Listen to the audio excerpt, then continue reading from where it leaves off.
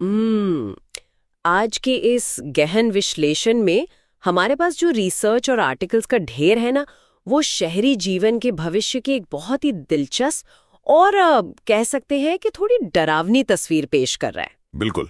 और थोड़ी डरावनी इसलिए क्योंकि अगर आप गंभीरता से सोचें तो ये हमारी कल्पना से बहुत आगे की चीज है। हाँ, डरावनी भी।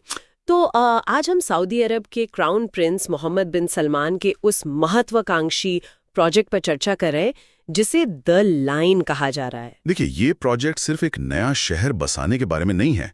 बिना सड़क और बिना कारों वाला ये जो शीशे का शहर है ना, ये इंसानी बसावट और लग्जरी के भविष्य को पूरी तरह से बदल सकता है। मतलब रियल एस्टेट की जो पूरी परिभाषा है वही बदल जाएगी। सही कहा। इसे समझने के लिए हमें रियल एस्टेट को देखने का अपना नजरिया बदलना होगा। आमतौर पर शहर कैसे बसते हैं? जमीन पर फैलते हुए, जैसे एक कागज पर स्याही गिर गई हो। बिल्कुल, एक केंद्र से शुरू होकर चारों तरफ फैलते जाते हैं। जी हाँ, लेकिन द लाइन में ऐसा नहीं है। ये एक ऐसा प्रयोग है जहां जमीन पर फैलने के बजाय पूरे शहर को एक ही 3D ढांचे के भीतर समेटने की कोशिश की जा रही है। और इस ढांचे का आकार कोई सामान्य नहीं है। मतलब 170 किलोमीटर की लंबाई और 500 मीटर की ऊंचाई। जो कि न्यूयॉर्क की मशहूर एम्पायर स्टेट बिल्डिंग से भी काफी ऊंचा है। बाप रे! और सबसे अजीब बात यह है कि इसकी चौड़ाई मात्र 200 मीटर होगी। ये तो ऐसा है जैसे किसी विशाल गगनचुंबी इमारत को रेगिस्तान के बीचों बीच जमीन पर लिटा दिया गया हो। यही इसकी सबसे बड़ी खासियत और चुनौती दोनों है। पर एक बहुत बड़ी मनोवैज्ञानिक उलझन भी तो पैदा होती है इससे।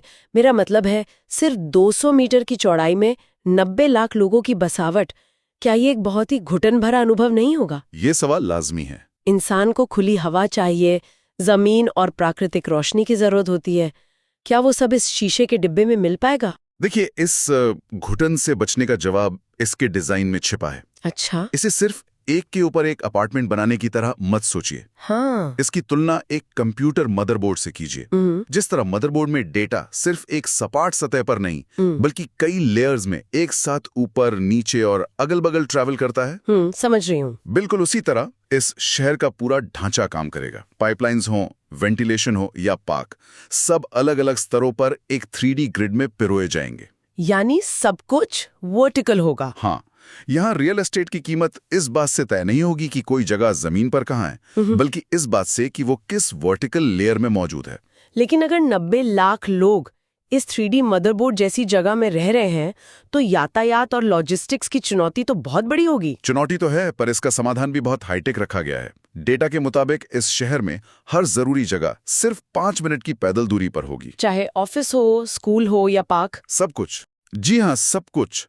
और शहर के एक छोर से दूसरे छोर तक जाने के लिए जमीन के नीचे एक सुपर हाई स्पीड रेल चलेगी, जो ये सफर मात्र 20 मिनट में तय करेगी।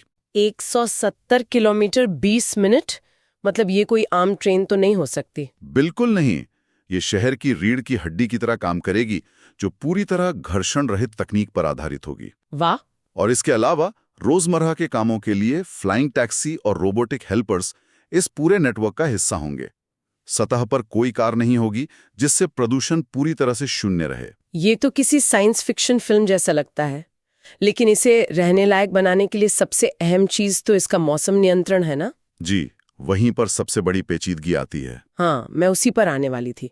रेगिस्तान के बीचों बीच 12 महीने आर्टिफिशियल इंटेलिजेंस से मौसम कंट्रोल करना, ये मुझे एक विशाल आर्टिफिशियल बबल जैसा लग रहा है। बहुत सही शब्द इस्तेमाल किया आपने, आर्टिफिशियल बबल। बाहर चिलचिलाती धूप और अंदर एक नियंत्रित स्वर्ग। पर वो शीशे की दो 170 किलोमीटर लंबी दीवारें जो सूरज की रोशनी रिफ्लेक्ट करेंगी, वो तो बाहर के रेगिस्तानी वातावरण को एक भट्ठी में बदल सकती हैं। यही वो विरोधाभास है जो इस प्रोजेक्ट को इतना चुनौतीपूर्ण बनाता है। इस बबल के भीतर सब कुछ परफेक्ट रखने की एक भारी कीमत चुकानी होगी। कीमत से मतलब आर्थिक लागत भी ना? मैंने पढ़ा था कि ये काफी महंगा होने वाला है।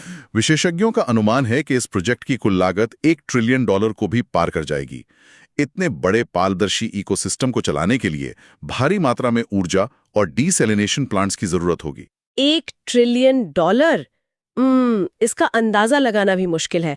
अगर हम भारत में मौजूद 15,000 करोड़ रुपए के लग्जरी घर एंटीलिया की बात करें। जी, मुकेश अंबानी का निवास। हाँ, तो द लाइन शहर को बनाने के खर्च में ऐसे हजारों एंटीलिया बनाए जा सकते हैं। इसी कारण से मैं कहता हूं कि इसे महज एक निर्माण परियोजना नहीं कहा जा सकता।